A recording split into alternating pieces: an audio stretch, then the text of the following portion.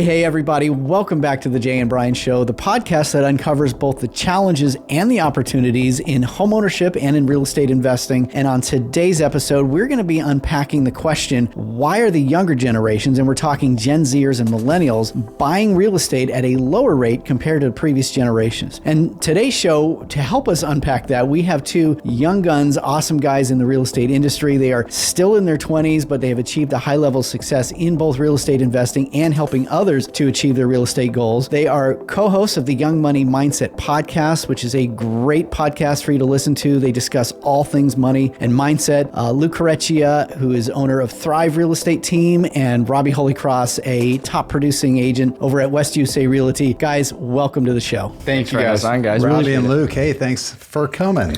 So as real estate professionals and millennials, you guys obviously have a unique perspective on this topic. And but before we dive in, Robbie, I would like to learn a little bit more about your path into real estate. You've already had a pretty high level of success. You found yourself on top producer lists. You guys are co-hosting this awesome podcast. Tell us a little bit more about your path, your kind of why. How did you get into real estate? Yeah, it sounds funny, but it was kind of on a whim. I was going to GCU when I got my real estate license, and I drove from Chicago 28 hours straight. Actually took me 31. It was a 28-hour drive. I slept in a parking lot for a few hours and got to my house a bit early, set up my room and everything, and I was just sitting there, and nobody was coming for another 2 weeks. You know, it was before school started and everything. Mm-hmm. So just playing around and decided to jump online and get my real estate license. I kind of always had the mindset of, you know, when I do start making money, I was going to school for finance and economics. I had always figured, you know, the investment side of it for me would be in real estate. So I was like, why not know the back end of it and let it be my investment? Lo and behold, got my license pretty quick. Went solo as an agent for about a month, playing realtor in the office. You know, I was sitting at the computer, like browsing the NMLS, didn't know what the heck was going on. So I ended up getting on with the team, which is actually where Luke and I met. He was already crushing it over there. Sweet. So he was actually my number one mentor. You know, when I first jumped into it. So that was the Envision team with my home group. Jumped on with them, sold a house in like 2.5 months. And I was like, wow, you know, that was a decent check, you know, and during that time, you know, that 3 months or so when I was getting into it, I mean, I was dead broke. I mean, I'm talking less than $1,000 to my name, you know, so I'm going to work from 8 to 5 in the office with him. We're hitting the phones hard. I mean, minimum 500,000 dials a day. I mean, we would literally just pace the office and cold call. I mean, cancel expireds, FISBOs. That is crazy basement. I love it. Yeah, we were just walking. The results show. It did, yeah, and it paid off. But it was tough, man. I was working 8 to 5, and then 5 to 8 or so, I would go DoorDash just to get enough to pay my rent. My rent was like $650 at the time, so it was whatever. It was enough to eat and get into it. But you know, I just promised myself once I sold a deal that I would never do that again, because those days, I mean, they sucked, you know. So I got in, sold a deal, got a canceled expired listing, held a couple open houses there, ended up selling it to Open Door, and just got 2 banger checks right off the bat. And I was like, you know what, if I can dial in, you know, I've got 25 grand in my account now, I can do this full time. So I just dove into it, man. And Luke was my right-hand man for at least that first 1.5 years or so that we were on it. And man, we did the old school real estate, as a lot of people say, the hard way, you know, is what some of these mega teams will tell you. But it was just getting in and meeting people. It ended up just being everything I wanted to do. So I actually didn't finish college. I've got 4 courses left I could finish for the bachelor's, but it just, you know, it doesn't make sense for me to go back and do that. So it was helping people, but also learning to invest in real estate yourself. You saw the opportunity, even coming right out of school. Yeah, that's exactly what it was. You know, I had always, you know, I used to drive around cool neighborhoods and be like, wow, you know, look at that house. You know, I want to go in it, you know? Sure. So I always had kind of that curiosity, you know, and then when I saw that I could not only sell real estate, but it'd also be my investment platform and just kind of wrap it all up into one, it just made sense to dive, you know, full time into that. Yeah. Yeah. And you're currently with West USA Real Estate. I am currently with West USA. I just, I was with that team that he was on, went to another team to kind of learn the corporate structure of how they run it. So I got in with them for about 1 year. They run an amazing team, systems wise, back end wise, connections wise. So I wanted to get in and study the different pieces of the business that they had put together over the last 10 years or so. And then it got to a point where it was starting to get limiting for myself and what I was allowed to do and essentially what I was allowed to do in the business. And then it was limiting to my clients in a sense too, of like, hey, you have to use this person, or you have to list this way. You can only spend your marketing dollars here. So I kind of took everything I learned over the last 2 years, started my own company. We're a small team of 5 now, planning to get that to about 10. And I want to keep a tight knit group. Awesome. I only want elite. That's really cool. Yeah, I'm not throwing anything against the wall. Okay. You know, we want elite people. So that's what we're shooting for now. And Luke, you've got your own company, right? So you also are a traditional real estate agent. You do help folks buy and sell, but you're really kind of built your business on the investing side of things, maybe finding sort of outside the box type of deals and helping people build their wealth in real estate that way. Tell us more about you and how you got into real estate, and a little bit more about the Thrive Real Estate team. Yeah, so I graduated high school at like 17, 18 and got right into sales. Actually doing one of my passions was motorcycles, off-road, camping, that kind of thing. And got an opportunity at 18 to work at Ride Now Power Sports. If you guys are familiar with the big power sports dealership over there on Cooper and I think the 202. And 18 years old, came in bright-eyed and I studied the company, and they didn't actually hire me on the initial one, and I kept coming in and talking to the guy in the box. We call it the big glass box, and finally got a hold of the sales manager, and finally he gave me an opportunity, and he's like, "Yeah, man, we'll give you a shot. It's 100% commission." And so yeah, fast forward, I started building the team over there and realized, man, I really love, the sales aspect. And a lot of the older guys than me, they're like, man, get out of, don't be in a dealership the rest of your life. Go find something that you really enjoy. And, my grandmother actually started in real estate out here way back in the day, and my mom got into it for a little bit. So it was kind of natural progression, 3rd generation realtor. I was like, man, maybe I should go get my license, since I really love homes and helping people and saw, the path that my grandmother took. And yeah, just got into real estate and started working, and, kind of similar to Robbie, I joined the Envision team, and, was fortunate enough to be around some really good guys that kind of took me under their wing early on and showed me the ropes. And then transitioned, got out of that, started my own team called the Thrive Real Estate team. And we're a retail and investor team, so we do both, the residential side, and then just the traditional, wholesaling, fix and flip. And that's really where I've kind of gained a lot more of, I don't want to, like the personal wealth building side, I guess is really the big thing for me, is just really diving into learning the ropes on that. And that was kind of the next progression. And ended up just building the retail side, and then the wholesale side, and here we are. Awesome. Yeah. Well, you've already achieved a high level of success, as we talked about in the introduction. It was great. I got to be on these guys' podcast just about a week ago or so, and terrific experience. Awesome studio. Awesome office you got there. Thank you. So I wanted to thank you also for having me as a guest. That was awesome. But let's just jump right in. I mean, as we talked about in the introduction, we know that millennials are buying real estate at a reduced rate from older generations. I mean, Robbie, what do you think are the main drivers of that? What do you think's happening? I mean, the obvious answer is the barrier of entry. I mean, we saw the market just take off through COVID, and I think... obviously, a lot of those people too, they went through the 08, so I think there's a lot of people that are timid. And I also, on the flip side of it, which I kind of wanted to talk to you guys about today too, I don't think there's a lot of mortgage brokers and lenders that are willing to take people from the bottom to, hey, this is how we can do it. And I think a lot of lenders are looking for a layup, I like to work with people that, maybe you've got shit credit and you have a bad history of like, hey, that's okay. Let's have a conversation today, and I'll coach you up, a year from now. And I think it's hard to find lenders that are willing to put in that time investment, and then it's an interesting one though, because obviously it's tough to buy a home right now. It's tough to save for that down payment. It's tough to have the income, especially if you're a single income, not on a dual income.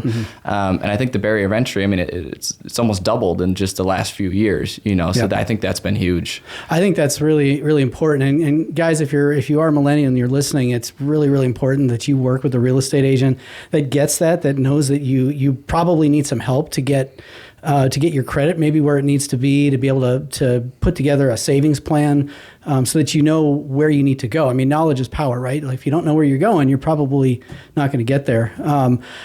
Besides the financial side of it, so the cost of real estate now is obviously super, super expensive. What is it about maybe demographic changes like delayed marriage? And because I think millennials maybe are getting married later and just things like that. I mean, talk about that a little bit, Robbie. I mean, what are your thoughts?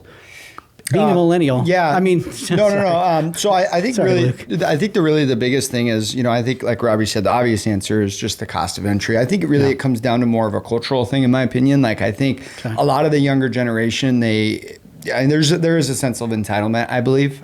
Just being straight up with all the listeners today, it's like I talk to a lot of my buddies, and they just they feel like I'm not saying this goes for every millennial or every Gen Zer, but I think there's a lot of people don't think that the American dream is still alive. I had a conversation with a buddy the other day, and he's like, "Oh, American dream's dead." I'm like, I disagree. I'm living an American dream right now. Yep. I think there's a lot of misinformation. There's a lot of information that they're absorbing through TikTok and these other social media platforms where, they have a woe is me mentality, right? Man, wages haven't kept up.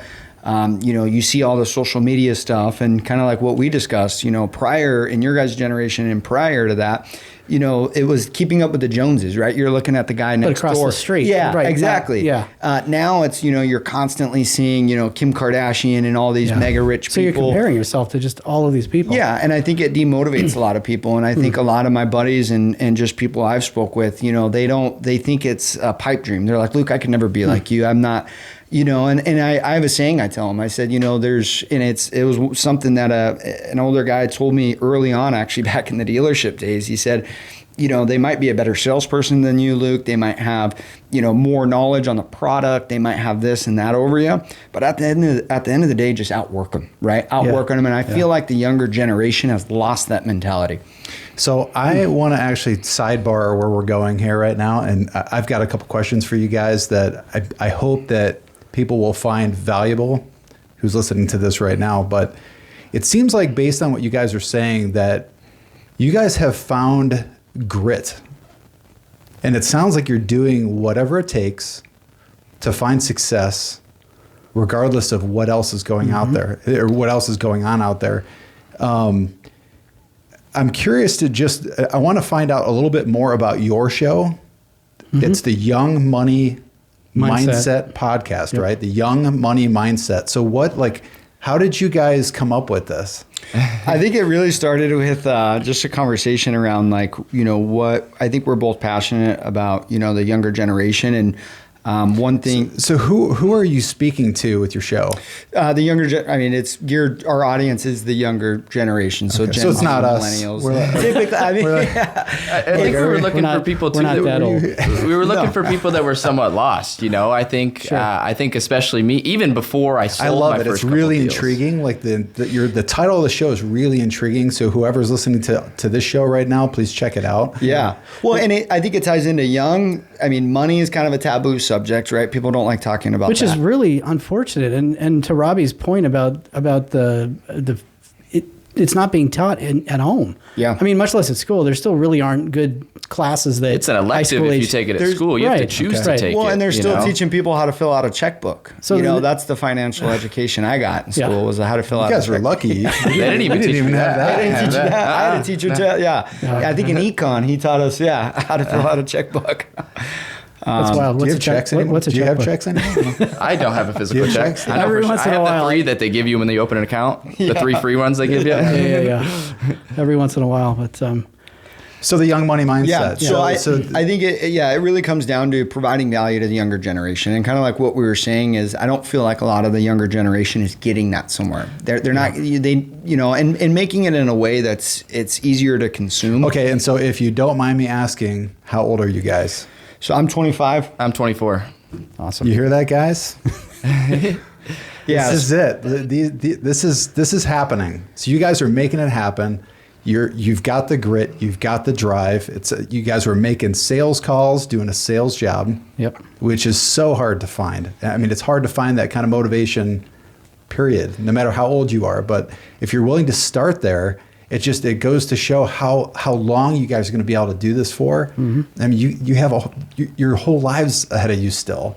So kudos to both of you guys. Thank you so much. I think and I think it comes down to like part of, at least for me, like how I was raised. I think a lot of that starts with the parents, and teaching their kids the value of money. And I'm actually, I'm going to have a baby in July. Nice. So, Congratulations. Thank you. Yeah, I've been thinking a lot about it and just, how to instill that in your kids, and I know we had a guest on and we talked about, is that born or is that taught? Are you born with that grit and that hunger? Drive, the motivation, the desire.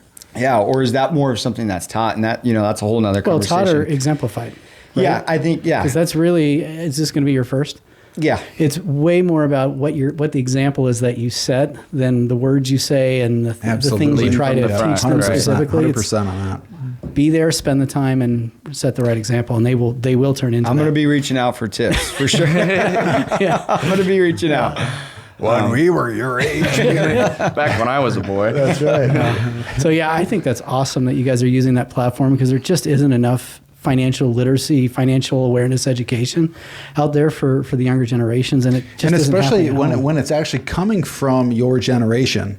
That's what's so important. Like you guys are young and you have this money mindset, and you're willing to share what it is that you know and what you've experienced so far in sales and drive, and it's great. I think too. I think people get caught up in the school system and hey, go to college, get your bachelor's, get out, hope to land a job at $50,000-$60,000 a year. Yeah. I knew very early on, and Sim, as you said, I mean, my dad taught me hard work, but he's blue collar, so he taught me the hard work, but he always taught me too, use your brain, not your back, So I took that work ethic and kind of applied it to something else that you can scale, because my dad's a plumber. You can only fix so many pipes a day and get paid your hourly, right? And so the back end of it was there. He taught me how to work hard, taught me how to show up, taught me where dollars actually came from.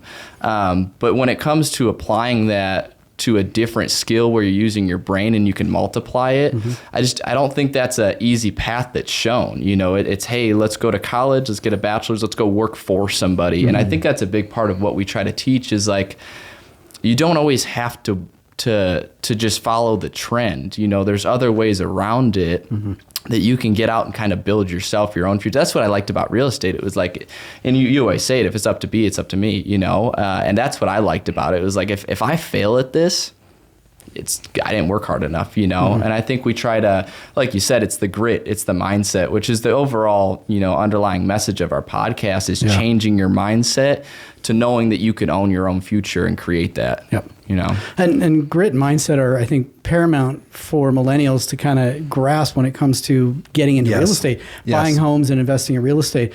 What advice do you guys have, being millennials yourselves, for your generation who are thinking about buying homes or thinking about investing? What do you tell them? I always tell people it's like delayed gratification is going to be your friend. I think a lot of people, are like, hey, I don't have the necessary funds today, but it's just, we all have things we could cut out, right? We all have that gratification. We can delay the, not going out, and it's the stuff you don't want to hear. Yep. But at the end of the day, with the way wages are, with the way inflation is, the cost of living, I mean, it costs a certain amount to live. And, a lot of people don't have a ton of extra income at the end of the month. Right. I think it comes down to building good habits, whether it's $20 to $100 to $200, right? Just start building those habits today, because that problem never changes, right? Just because you start making more money, typically your expenses go up, and now it's, that causes other issues. So build those habits right now, especially if you are only able to sell or keep, 20, 100, whatever that number is. And don't be focused on that number, right? Be focused on the process. And I tell a lot of my buddies, just stay the path, have trust in the process. And I think another thing is you got to get surrounded by the right people, and you got to, protect your mindset. I tell a lot of my friends is don't listen to this negative, market's going up, market's going down, this is going sideways, this is happening, listen to it, be informed, but also make your own opinions up and protect your mindset. And know if you buy real estate and you survive, kind of like what me and Brian spoke about on the podcast, it's like you're going to be able to survive. And now it's, now you're trading in that home and building the equity. Yeah. So given that we know that millennials have differing needs, differing goals from previous generations, what opportunities or strategies do you guys see as real estate professionals in the real estate industry to better serve millennials going forward to help them get to homeownership? Small correction. I think, Luke, are we Gen Z? I think we are Gen Z. Yeah. Did I do my math incorrectly? No, we're Gen Z. I think we're Gen Zers. Yeah. Oh, no Yeah, kidding. on paper. Yeah, I looked at. Yeah, I thought it was mid to late Okay. 20s. It was mid to late. It's is the delineation. I think it don't ended in 97. I think was the last birth year for millennial. I'm 98. I thought it was 96. I'm 99. I thought. Oh, maybe. Oh, okay. So even better. Yeah. This is Okay. even better. This is even better. So all right. So but okay. Even Yeah. more. So if you're Gen Z, you are now obviously coming into the age where you are hoping to get into real estate and own a home. So this still. I think most of our haters, like our comment haters, are all Gen Zers. So I'm sure. help us. Help us. We get a lot of like negative press on some of the, even just like some of the guests that we've had, and they're like, oh, Really? this person is saying this, but they're talking from this point of privilege and all this crazy You guys should stuff. have corrected me right up front. You should have. Wait a minute. I wanted to let it play out. No, I mean, back to like with your question, like I think it really is comes down to like, at the end of the day, whether you're millennial or you're Gen Z, I think it really, really comes down to you have to be able to put yourself, like what we were talking about, you have to put yourself and surround yourself by the right people, but also don't be focused on what everyone else has. Like, I think a lot of people are so focused on, oh, you're privileged and I'm not, or, vice versa. It's just like, why don't you focus in on what you can control, right? Control what's controllable. Like you can't determine what family you came from, right? You can determine and that, I guess that ties into mindset and grit and everything we've talked about. But yeah, I think as far as actionable steps and what we're going to do to help the younger generation, whether it's millennial or Gen Z, I think a lot of it is social media. I think creating content that's relatable, that is easy for Gen Z and millennials to consume, I think is huge. Your guys' podcast, like, no one's watching the full hour and a half, Right. Newsflash, like you got to be able to cut that up into reels, and you got to be able to, set it up in a way that people are going to digest it, and then you can capture a small percentage of them to convert them to the longer form content. Yeah, and I think like you said too, at the end of the day, it's habit stacking. I mean, a lot of the people that I know that aren't working their way towards home ownership or financial long-term wealth, a lot of the time they can't let go of the bar tab. They see everybody out in Scottsdale, they see everybody out partying, they think that's wealth, and they want to post that on their social medias. They don't want to post. There's nothing to post when you're sitting at home working, so they want to be out. They want to be out doing it with everybody else, So it's keeping up with the Joneses, It's that current sacrifice. Can you sit in the house and Friday, Saturday, Sunday while everybody else is out partying and doing whatever? Yeah. Can you take that time and be disciplined enough to sit down and work and outpace everybody else? I mean, everybody that's ever made it to a certain degree has given up friends and a whole slew of things to be where they're at, And I've seen it in my own life. I lost a ton of friends over the last 3 years just because, my personal inbox has 400 messages. My work inbox has 0 because I clear it out, Yeah. But yeah, as far as helping people out, I meet people all the time that aren't even close, I think just being friends with them, letting them know that they have a free resource in the industry, making sure they have access to information and homes, and just putting it in front of them, I think is huge. And just letting them know that they have you to rely on. I have a lot of clients realistically that come in as internet leads and stuff. I mean, they're a couple years out, but hey, at the end of the day, I'm a friend, I'm a resource. We're still going to talk every couple months. I'm going to check up on you. You told me you have goals. I'm going to hold you accountable to those goals, to a certain extent. And just coaching people again through the whole process. So what's your response on that? Like, when you start to hold people accountable to their goals, how do they respond to you so far with that? It's pretty mixed, and most of the time they're not. Most of the time it's like, this happened or this happened, and it's just like, hey, I'm here to support you. You told me you have a goal. I'm going to continue to check in with you and make sure that we're on the same path. So a lot of the times, that follow-up is, hey, just wanted to make sure we're still on the same page. You want to be a homeowner by June 2025. Is that still the case?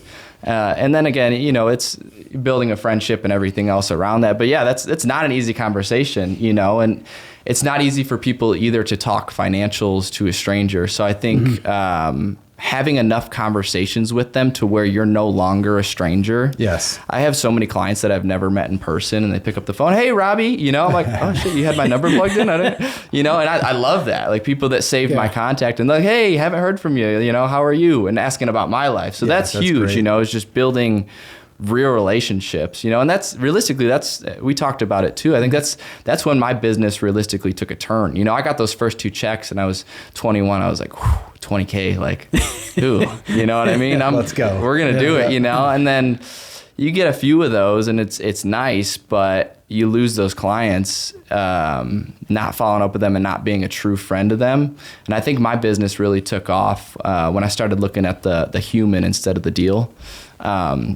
And my business has excelled just tremendously by not caring about a closing anymore. You know, it doesn't matter if it falls out. I had a lady I went through the other day. I spent a couple grand paying people to show her houses up on the west side. I went through my old transaction desk or DocuSign or whatever. I'd written like 16 offers for her. We fell out of contract 3 times. Like just a mess. But at the end of the day, like if she knows anybody or has any, like I'm the guy, you know, and for me, that's worth it. I know her so well now. I know her kids, and like realistically, I don't know if she'll ever buy a house, but it doesn't matter, you know. It's the long-term thinking, the delayed gratification loop that you mentioned earlier. Exactly. Well, and two, on that, I talk to a lot of guys that are like, man, how do you actually build that relationship, right? It's like, how do you go from, hi, my name is, and building that authentic relationship?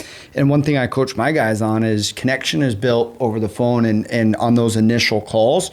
Rapport, I think, is really built longer term. Yeah. Whether you're a lender, a realtor, business guy out there, you know, whatever business you're in, right? If someone walks into my store, I can build a connection with them. It's hard for me to build long-lasting rapport on an initial visit.